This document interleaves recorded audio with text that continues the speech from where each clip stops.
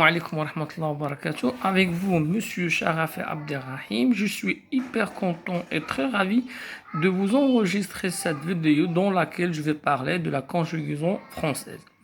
Alors, comme vous le savez bien, concernant le français, les verbes sont répartis, regroupés et classés selon trois groupes. Premier groupe, deuxième groupe et troisième groupe. Alors, les verbes des premiers groupes, ce sont des verbes qui se terminent en ER à la fin et qui ont une conjugaison régulière. Ce sont des verbes réguliers.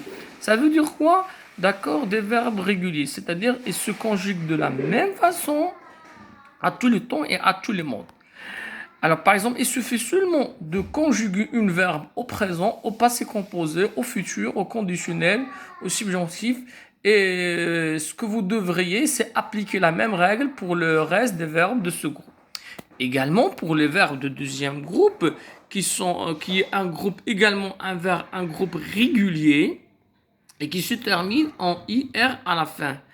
Et les verbes de ce groupe sont également, ils ont la même règle concernant la conjugaison. Il suffit également de conjuguer seulement un verbe, d'apprendre la conjugaison d'un seul verbe et d'appliquer la règle pour les autres verbes. Les verbes du deuxième groupe, ils se terminent en IR, comme finir, choisir, réfléchir, bondir, éclaircir, ralentir, etc. Alors, comment je différencie les verbes de deuxième groupe de certains verbes de troisième groupe qui se terminent en IR. Ben, il suffit seulement de conjuguer ce verbe au pluriel, c'est-à-dire nous, vous et il. Donc, ne finissons. Alors, par exemple, un verbe de troisième groupe, par exemple, comme, offrir, je dis pas, ou bien partir, je dis pas ne partissons, ne partons.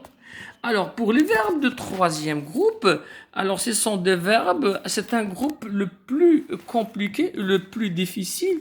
Pourquoi? Parce que ce groupe, c'est un groupe irrégulier, ou bien ces verbes sont irréguliers. Voilà, il y a des verbes qui se terminent en IR, en RE, en WAR et en DRE. Alors, ce que j'ai fait, c'est que j'ai essayé de répartir ces verbes en des sous-groupes. Par exemple, ouvrir, offrir, souffrir, ce sont des verbes qui se conjuguent de la même façon. Venir, obtenir également. Prendre, apprendre, comprendre, ils ont une conjugaison particulière. Craindre, peindre, ils ont une conjugaison particulière.